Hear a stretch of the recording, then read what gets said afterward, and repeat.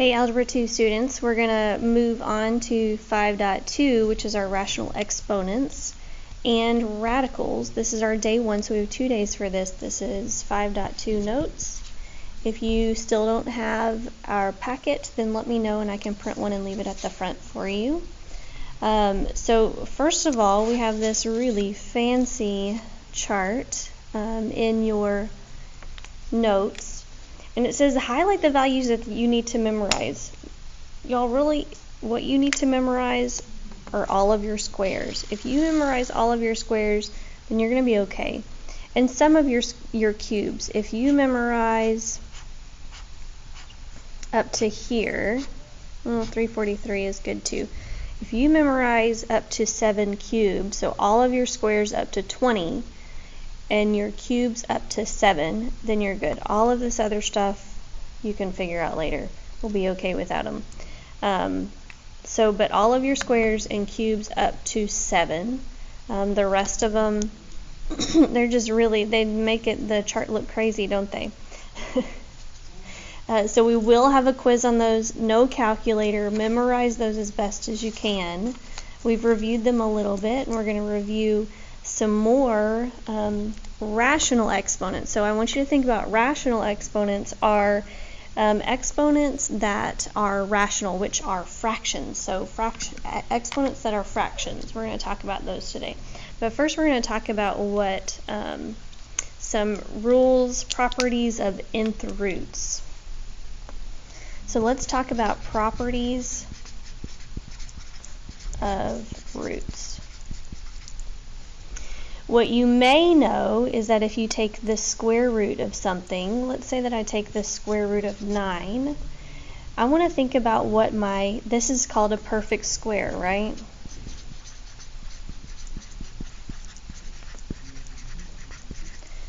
And what you know is that 3 is the square root of 9, right? But 3 is not the only square root of 9. If I have a square root of a positive number, then I have 2 real roots. So the square root of a, if a is positive, then I have 2 real roots. So in this case, with square root of 9, 3 is not my only root. We have to think about it this way. Positive 3 and negative 3 are my real roots, because, let's prove this together, if I multiply positive 3 times positive 3, right, if I square that 3, then I get a positive 9, right? If I also square a negative 3, that's negative 3 times negative 3, then I also get a positive 9. So you see how the perfect square 9 has 2 real roots, positive 3 and negative 3. So keep that in mind as we move forward. Anytime that you take the square root of a positive number, you get 2 real roots. Let's look at our notes here. So thinking about 7, if 7 squared is 49, right here, and then let's hold it far away there. If 7 squared is 49, then we can write it this way. We can write positive or negative 7 is a square root of 49, because that positive 7 squared and, that's an and sign, negative 7 squared both equal 49. So you have 2 real roots. If you take the square root of something, you have 2 real roots. Same thing for 24.5. Here, 4.2 cubed is 74.0888. Only 4.2 is a cubed root of 74.088. So let's talk about this for a second. I'm going to use a better number, like an easier number that's not a decimal. I'm going to use 2, right? So let's think about 8. I'm going to think about the cubed root of 8, okay? The cubed root of 8 is only one number. It's only positive 2. Why is that? Well, let's think about that. If I do positive 2 cubed, that's 2 times 2 times 2, that's 8, right?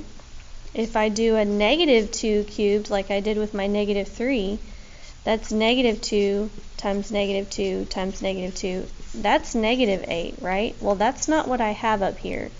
So if I have a cubed root of a positive number, I only have one real root, and that's going to be whatever that value is, right? Whatever that integer is. It's positive here. So on the same token, the cubed root of negative 8 is negative 2, right? We just found that, and we just proved that here.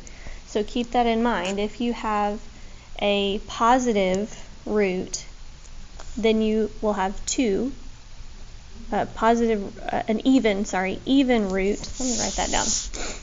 If you have an even root of a positive number, then you have two real solutions.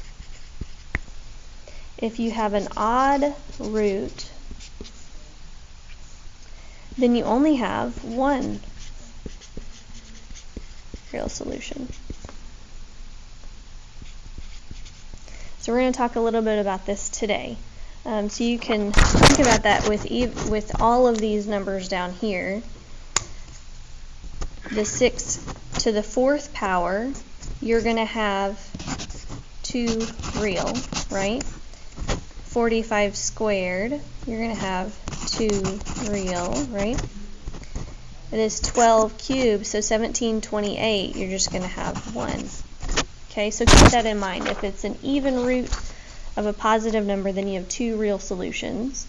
If it's an odd root, positive or negative, you have one real solution. And we're going to talk about what happens when you have an even root of a negative number. So let's look at these questions on the back. We're just going to do a couple per section. Simplify and only list one answer. So the square root of 9 here is going to be a positive or a negative 3, right? The cubed root of negative 8, we just talked about that, is negative 2. So this one, this all roots, you can have two answers. We have a positive or a negative 3, same thing. And here you have negative 2. The fifth root of 32 is also 2. It's positive. See, we have that odd. This is odd. This is even. Let's move down. State the index, the radicand, and give the principal root. So the cubed root of 125, if you want to, you can flip back over here and use these. But these we should be okay, because this is 5 right here. So the cubed root of 125, it's odd, so I'm going to have just one answer, and it's going to be the sign, the integer that's under the radicand there. So my index is 3, my radicand is 125, and my root is 5. So my index is 3, my radicand, I love that, radicand, is 125, and my root is 3.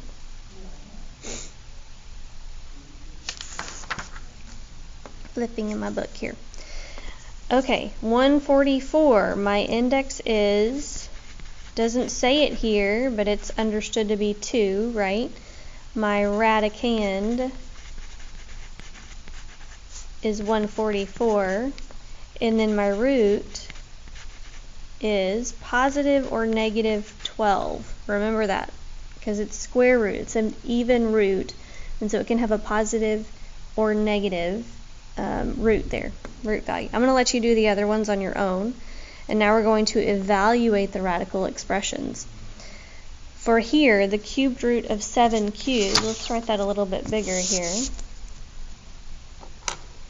This is number 19. The cubed root of 7 cubed, think about that.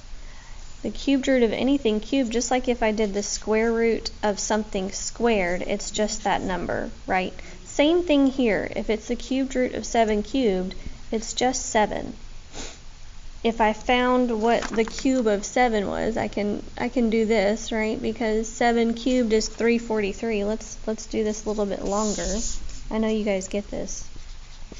I'm just writing out all of the steps just in case. The cubed root of 7 cubed is 343.